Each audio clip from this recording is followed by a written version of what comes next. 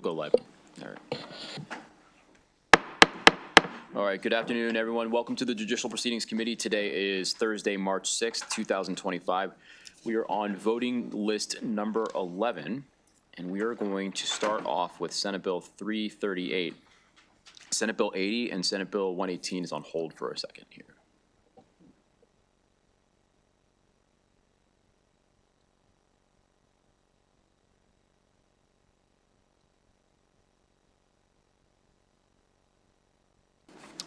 Senate Bill 338 authorizes the State Highway Administration to place up to 8 speed monitoring systems on Interstate 695 in Baltimore County and 6 systems on Interstate 83 in Baltimore County, subject to certain requirements.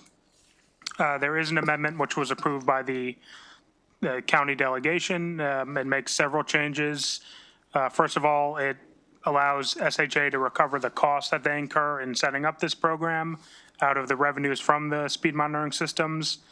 It gives SHA the sole responsibility for determining which locations the systems should be installed at. It says that the systems do not have to be manned, so they could be manned or unmanned. And it modifies some of the signage requirements that are required to be placed near the speed monitoring systems. Thank you, Mr. Chair. This is a Baltimore County delegation bill. We should have a letter of support from the delegation. The vote was 7-1 in favor. It sounds like a lot of speed cameras, 8, but the beltway is really long in the Baltimore County. And so it's 4 in each direction. And then I-83 going north to the Pennsylvania line is also a long stretch. So 6 involves 3 in each direction. I've received messages from constituents in northern Baltimore County say they don't drive on I-83 anymore because it's so dangerous. There have been so many accidents along there. And I added the I-83 stretch to the county stretch, which we did last year. I think it's a good bill. It was modeled after the Jones Falls Expressway bill. And we just saw a new article in the Baltimore Sun, or maybe it was the Banner, within the last couple of days that the Jones Falls Expressway decision was a good one. People are driving much more slowly, and they're not collecting nearly as much money as the city projected when they introduced that bill a couple of years ago. So it's had the effect that we expected it to. Fewer people are dying, fewer crashes are occurring, and I think we should do the same thing in the Baltimore Beltway. I would just say personally, not during rush hour, because rush hour things are really congested on the Beltway, but outside rush hour, it's unusual for me to be driving along either in the early morning or more typically in the evening along the Beltway, either at or a little over the speed limit, typically a little over the speed limit, but not much, and paying attention to what's ahead of me on the road, and all of a sudden this car shoots by me like a rocket ship at 90 to 100 miles an hour. And it's dangerous. I jam on the brakes because I think he's going to have an accident, which means the cars behind me jam on the brakes. And this would try to deter that conduct. The fine is only $40. So we're not talking about taking people's money away from them for no good reason.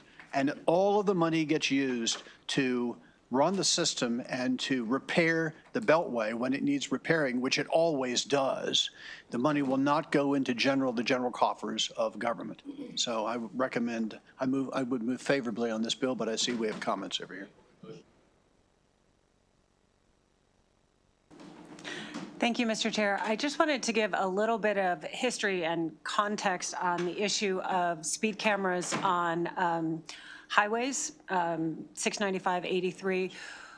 Years ago, when people came to us about I-83, we had never in the state put a speed camera and actually, well, we had not put a speed camera on a state highway, not highway as we define it in the code, but as we think of it as I-83, 495, 695. To date, we had been placing them where requested when, as I sent to you the rules, where there was a high incidence of crashes and where a camera would prove to slow down. And so the committee, E&T, broke with what had been tradition and not putting them on the state highways and put them on I-83. There have been a lot of not bills, but requests over the years to have them on 495, on 695. And because the committee was keeping with we want to put them in the spots where we believe they are going to change behavior, the committee had not opened it up this broadly. Now, I'm not commenting on, how I'm going to vote on this bill, but I just wanted this committee to have some context around speed cameras and what has been done historically, which of course doesn't mean that's what we have to do, because we are who we are. But I thought that might be a helpful context.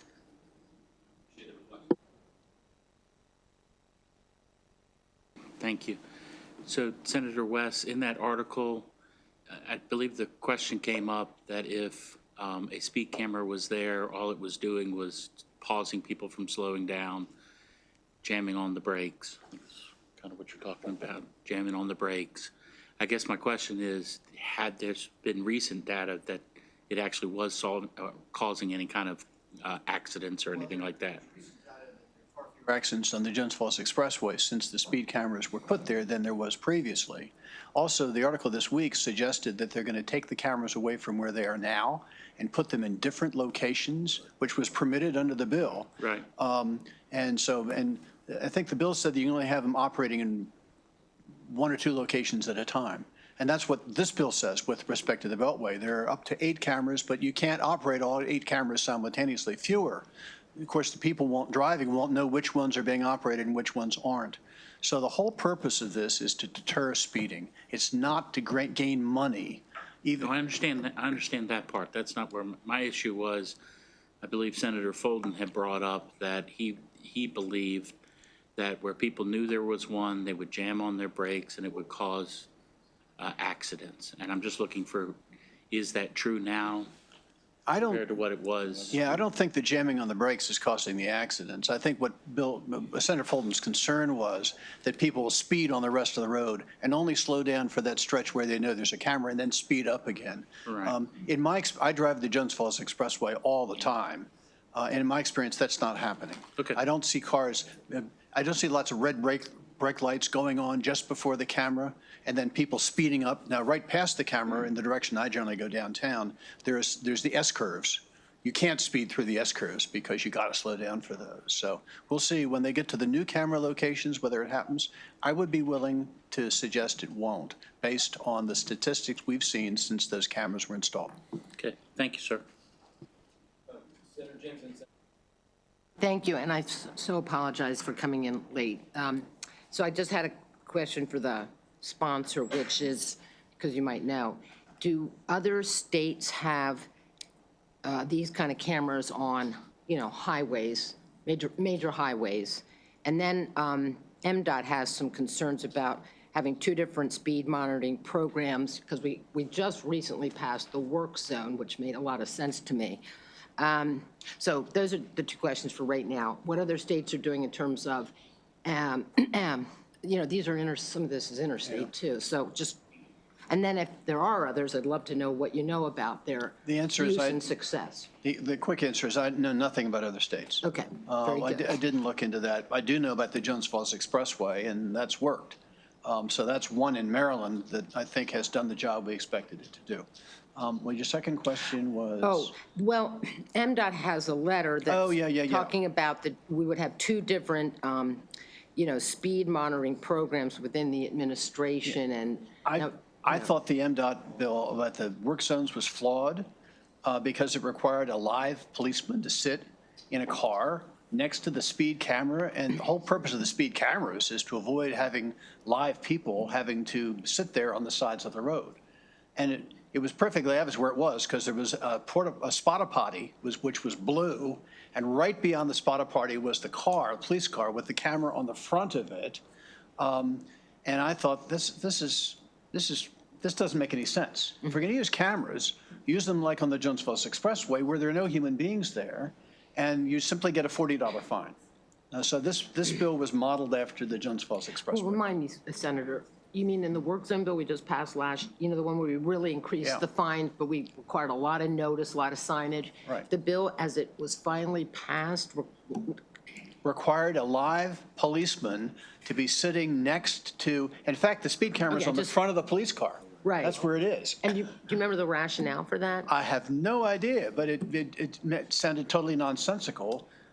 We have vacancies in all the police departments, which is one reason why we don't hardly ever see speed traps set up along the highways anymore, because they can't afford to assign live human beings to do that. They're doing other more important work.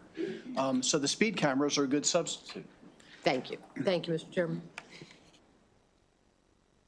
Just in response to, I think, your question, we have those speed cameras on 210 Indian Highway.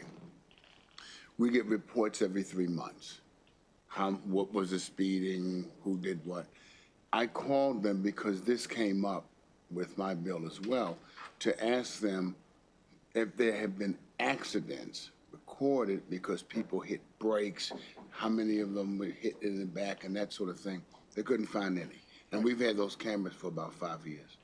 So that's been our one. I don't know about one I-83, but with us. Yeah, my experience on I-83 is, as I say, I drive it all the time. I cannot recall consciously realizing that cars ahead of me were putting their brakes on just before the speed camera, and in such a way that would that would be dangerous.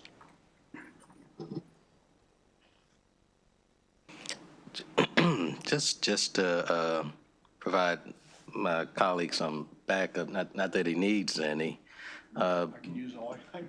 but on currently within those work zones in Baltimore County on 695, everyone knows exactly where those cameras are. So when you know that you're coming on it, you begin seeing the brake lights, but not to some extent where anyone is running into the back of anyone else. I don't recall. I know a human has to sit in the car, but I don't know if it's a police officer that has to sit. But it does have to. Those are manned cameras, unlike the cameras on I-83. I have 3 daughters that I've been training to drive, and I will tell you, as a father, I'd prefer them not to be on 695 because Chris, he's right. Every now and again, you're going to have someone who is just zooming by you at speeds that probably well in excess of 80, 90 miles per hour. And for those of you who know me, I'm not a fan of speed monitoring cameras when it comes to more local roads where the speeds are not as high. But when you're talking about speed limits of 55 where people can go 66 without getting a ticket or even faster, I think it makes sense to have these cameras to tamp down the excessive speeding that happens at such a high rate.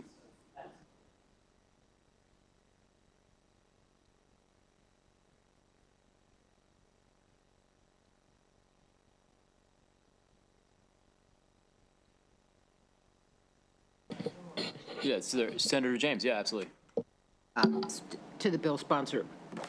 How does the ticket going to work? So the speed limit is, let's say 55 maybe on that highway. So when do you get a ticket? How, are you, if you're 1 mile over, 10 miles over, 12? 12 miles anyway. 12 miles. 55, you can drive 66 miles an hour, 11 miles faster than the speed limit, and it's safe. Yeah, so then what happens if, thinking about all this horrifically fast driving, I'll be honest, I see people routinely and safely driving over the speed limit, but what's gotten so much worse is not that you're speeding 10 or 12 miles, that you're going 30 miles an hour. So I do not know. That's the problem this bill's designed. So does this bill graduate the penalty? So maybe we could do that in a future year. I think Senator Waldstreicher has a bill to do that, but this bill is just a flat $40. Yeah, I would really like to see us doing less about that and a whole lot more about the excessively dangerous speeding, because sometimes you have to keep up with traffic or you are going to cause a problem. So unless we're going to have law enforcement bring us all back down to a certain level, which is just improbable, then you've got to kind of keep up, or people go around you in a very reckless way. But it's these extreme speeding that I'm seeing all over the state that's really worrying me the most. So I ran higher speeds up the flagpole, and I got pushback from a couple of members of my Baltimore County delegation. So I decided to Okay. leave it at $40 now. Let's see how it works. See, I see. And if, Put your toe in the water. If 2 or 3 years from now it turns out we need to tweak it, we can tweak it. Got it. You all can tweak. I won't be here. You can, you can Yeah, tweak yeah, it. thank you.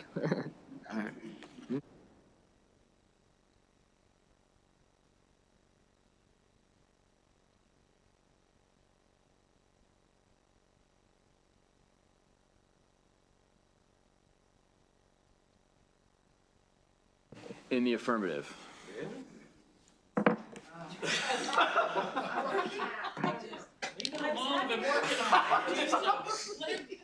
was having a conversation with the good senator to my left, and you all know how I feel about these. As the good senator on my left.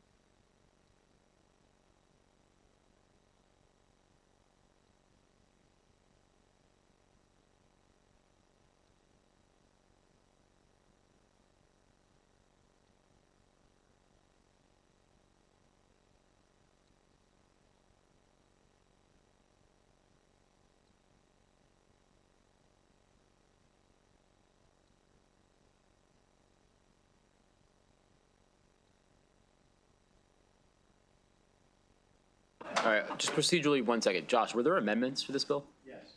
Yeah. So we should, I guess, move the amendment. So, all right, we have to strike the last call, strike. All right, can you give us a brief explanation of the amendments, or? So it's number 943820/1. It adds a provision which allows SHA to recover their costs in running the program from the revenues generated by the cameras. It gives the SHA the sole responsibility for determining the locations that cameras will be deployed at. It says that the systems do not have to be manned, and it modifies the signage requirements around the systems. All right, just real quick. So there's a motion to strike the previous vote by which the bill passed. Is there a second? Is everyone okay with that? Okay. Now the amendment is before us. The motion is to adopt the amendment. Is everyone okay adopt the amendment? And now the bill is before you as amended. Are there any further amendments offered, Josh? Any? All right. All right. So now the bill as amended is before you. There's been a motion for favorable. It's been seconded. Is everyone okay be recorded in the affirmative? No, and then I got to do a little research on like the other village I'm going to vote for, geriatric people. I'm just going to study it a little bit and then hopefully. Okay. So, all right, so. So Senator James is no.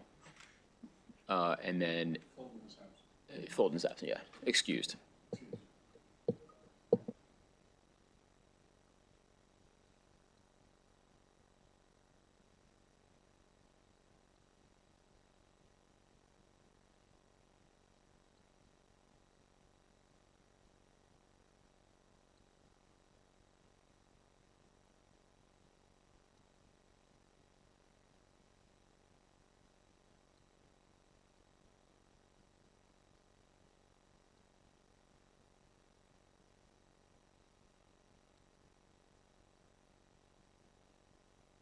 All right, Senate Bill 418.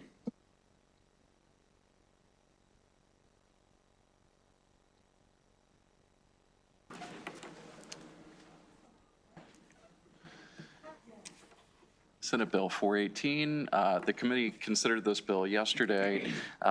This bill authorizes the Carroll County Department of Human Resources to request a state and national criminal history check from CJIS, Central Repository for any prospective employee or volunteer of Carroll County, by repealing a provision that limits which employees or volunteers may undergo a criminal background check. Was there any, did you want me to? Sure. So there was a question yesterday regarding limits on asking prospective employees in the state about their criminal history. Under the labor and employment article, private employers are generally prohibited from asking about criminal history until the applicant has been granted an interview.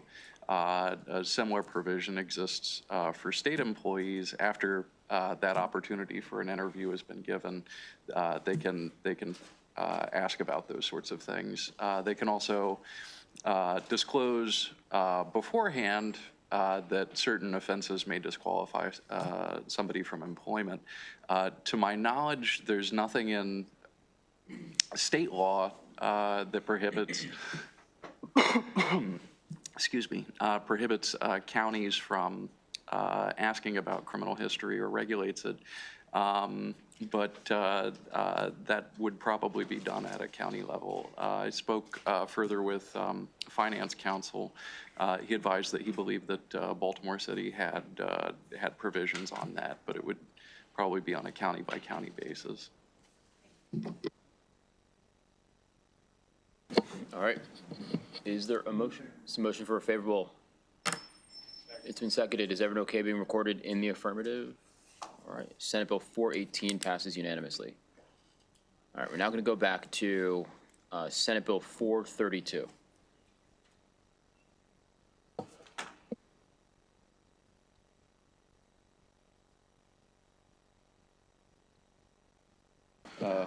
Actually, sorry, my apologies. 432 is on hold until Monday. Yeah.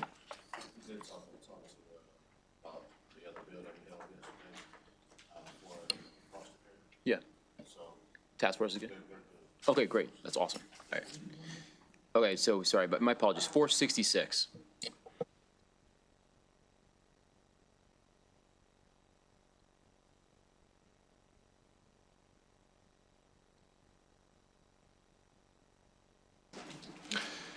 As drafted, Senate Bill 466 prohibits a caregiver, family member, or household member from knowingly and willfully taking property from a vulnerable adult or an individual over age 68 or older with the intent to deprive the individual of that property.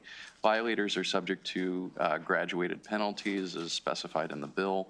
At the last voting session, the committee was given in the committee's voting packet a draft of the bill as amended by the House. This is the bill is printed for third reader in the cross file.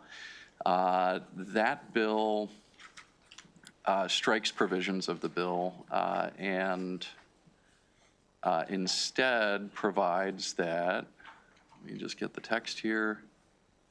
A person who is a caregiver to or a family member or household member of an individual may not knowingly and willfully obtain the property of the individual with intent to deprive the individual of the individual's property if, one, the individual is a vulnerable adult or an individual who is at least 68 years old, and two, the person knows or reasonably should know that the individual is a vulnerable adult or is at least 68 years old.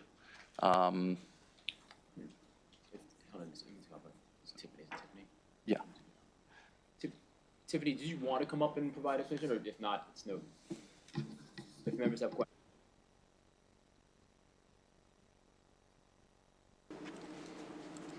Good afternoon, Tiffany Clark for the Office of the Attorney General. I know that council reached out and asked if we could possibly provide some case law for you, and we are working on that. We do have some more answers to the questions that you had, but I want to be able to give you everything that you asked for. So if you want me to keep going, I can keep going, or if you just want to wait for the case law, we could have that probably this evening for tomorrow. Sure, we won't be voting tomorrow, but we'll vote on Monday. On Monday. Monday, yeah, that's fine. We can hold it until Monday. I know you gave us a great email, but I know that's just the kind of the beginning of the inquiry. So we can hold it until Monday, and we'll reconvene. So you can be here on Monday? Someone can be here on Monday. All right, great. Yes. All right, Perfect. Thank you very much. Thanks. All right, so we're going to go ahead and hold 466.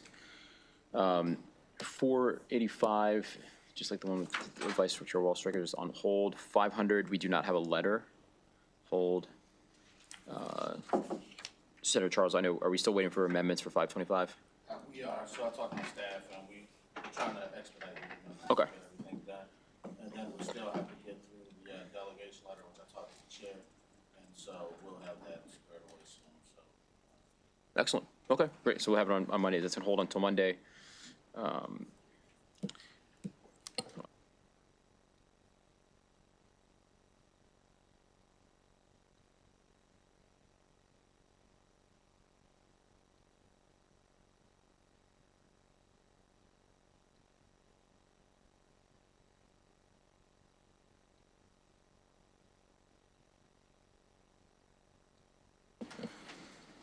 All right, Senate Bill 590 is on hold because of fiscal concerns. I think we may be ready to go with Senate Bill 600, is that right?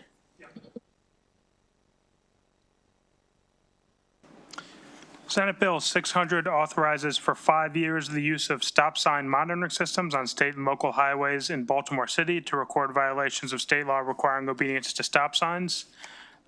It's not in your packet, but the delegation did approve a very small amendment, which simply adds the phrase pilot program to the short title of the bill.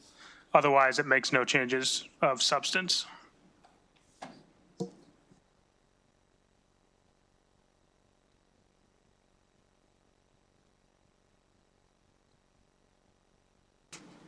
Thank you. I know when I spoke with the sponsor of the legislation, I thought that one of the other changes was that this was supposed to be strictly for his district. Was that also in the amendment?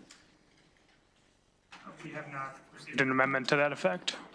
Let me text him, just for a moment, if we want to move to something else. Cool. We'll just hold, all right, so we're going to hold it until the end of the calendar. 620 is on hold for fiscal. 628 is on hold. 649, it's Senator Muse's bill. We're still working on that. I think we're very, very close, but ready for Monday, maybe.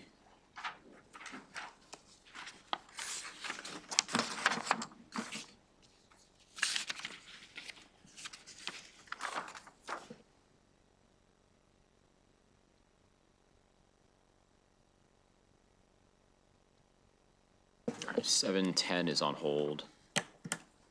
And then 833, we're working on amendments for that. Senator Charles, so ready to go. Are you? Oh, okay, great. So, all right, let's go. Josh, go ahead. So as drafted, Senate Bill 833 requires the Secretary of Human Services to review and allocate a portion of the department's budget to provide stipends to private treatment foster care homes. There is an amendment in your packet, which is number 933-129/1. The amendment would strike the bill and instead require the department to study, and let me get the exact phrasing, to conduct a study to determine the types of state support in the form of funding or otherwise that would be appropriate and beneficial to assist private providers of treatment foster care homes as defined in the family law article in the provision of services. The department would be required to submit findings to the General Assembly by December 1st, 2025. Let's just move the amendment so that we can discuss. All right, now the bills, is everyone okay adopting the amendment? All right, now the bills before you as amended. Further discussion.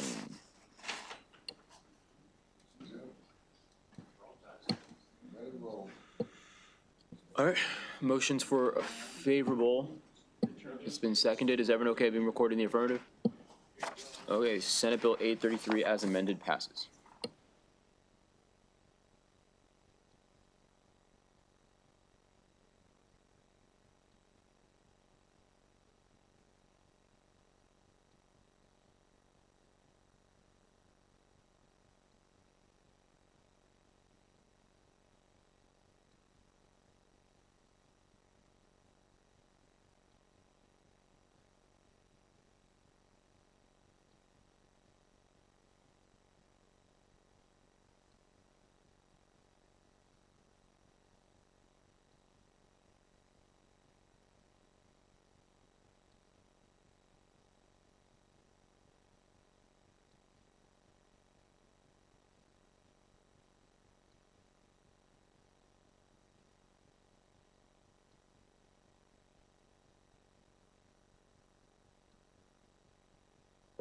I think that completes the work for the day. We are going to vote on Monday. So,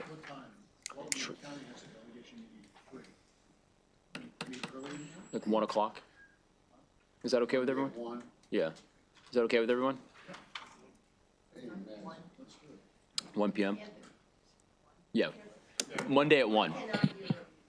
Monday at 1. Monday at 1 o'clock. So we can go home now? Tomorrow's performa. God bless you. All right. All right, that's it.